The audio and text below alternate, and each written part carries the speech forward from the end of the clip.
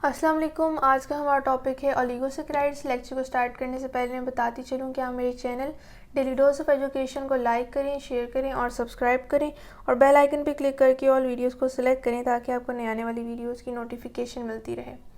हम कार्बोहाइड्रेट्स की क्लासेस को डिस्कस कर रहे थे और हमने मोनोसैकेराइड्स और उनकी रिंग फॉर्मेशन के किस तरह वो नेचर में एग्जिस्ट करते हैं उस वक्त हमने देखा।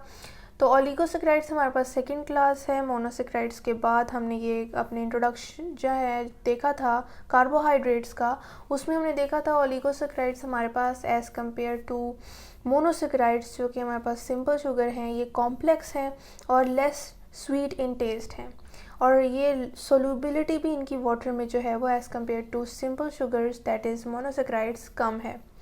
ओलिगोसैकेराइड्स के बारे में ये सब बातें तो हमने जनरली देखी थी।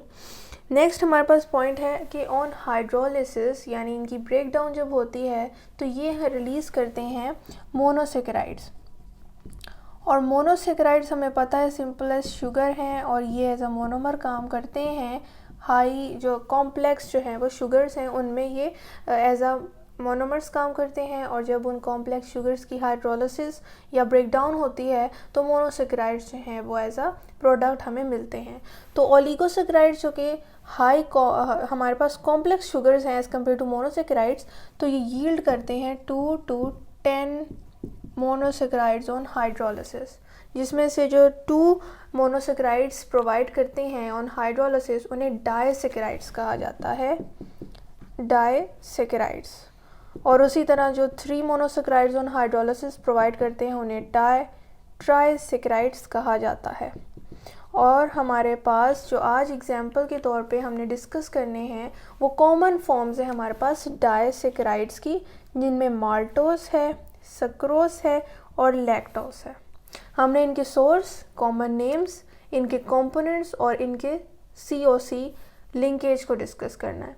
जब भी 2 मोनोसैकेराइड्स आपस में मिलते हैं एक डाइसैकेराइड बनाने के लिए, जो हमारे पास एक कॉमन ओलिगोसैकेराइड है, तो वो जो आपस में लिंकेज बनाते हैं 2 मोनोसैकेराइड्स वो ग्लाइकोसिडिक लिंकेज होती है, जो कि carbon to oxygen and oxygen to carbon linkage इसको कहा जाता है। तो हमने देखना है ये जो कॉमन फॉर्म्स है डाइसैकेराइड्स की, माल्टोस, सुक्रोस एंड लैक्टोस, इनकी ग्लाइकोसिडिक लिंकेज भी किन कार्बन के दरमियान में हो रही है ऑफ 2 मोनोसैकेराइड्स।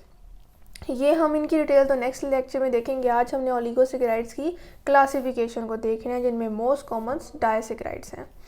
माल्टोस की बात की जाए, इनका सोर्स हमारे पास फ्रूट्स हैं और कॉमन नेम फ्रूट्स के तौर पे हमें ये जो हासिल होता है इसकी वजह से माल्ट शुगर भी कहते हैं। ये इंपॉर्टेंट MCQs के पॉइंट ऑफ व्यू से पूछा जा सकता है।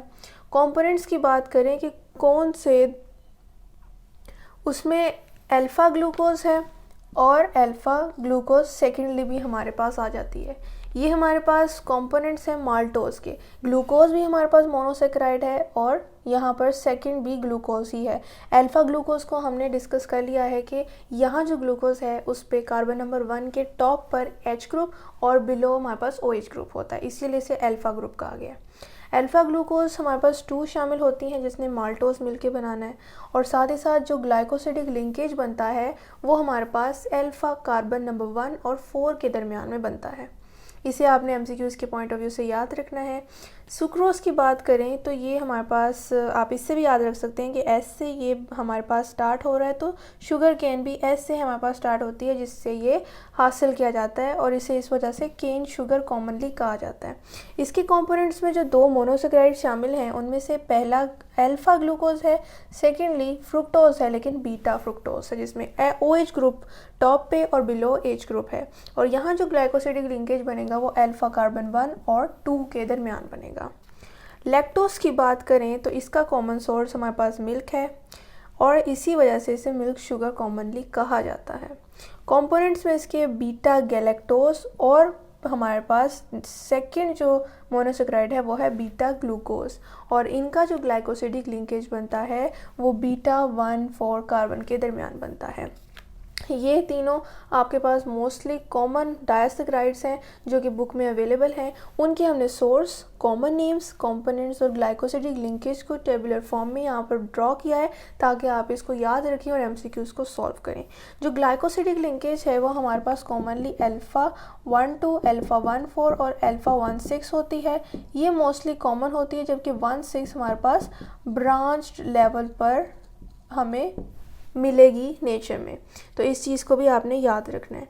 फिर हम अपने नेक्स्ट लेक्चर में ओलिगोसेक्राइड्स पर ही इन्हीं फॉर्म्स की ग्लाइकोसिडिक लिंकेज जो बन रही है इसको डिटेल वाइज स्टडी करेंगे। यहाँ पर हमने सिर्फ ये देखा कि कार्बन नंबर्स कौन से थे, और साथ ही साथ हमने रिड्यूसिंग शुगर्स को डिस्कस करना है, जो कि यहाँ पर हमारे पास है सुक्रोज, जो कि ग्लूकोज और फ्रुक्टोज के आपस में मिलने से इनका जो रिएक्शन कंडेंसेशन रिएक्शन होता है, जिसके इन रिज़ल्ट हमारे पास वाटर का मॉलिक्यूल भी रिलीज़ होता है, उसमें सुक्रोज हमारे पास एक रिड्यूसिंग शुगर है। हम कल इसको भी डिस्कस करेंगे, रिड्यूसिंग शुगर की हमारे पास आइडेंटिफिकेशन क्या है।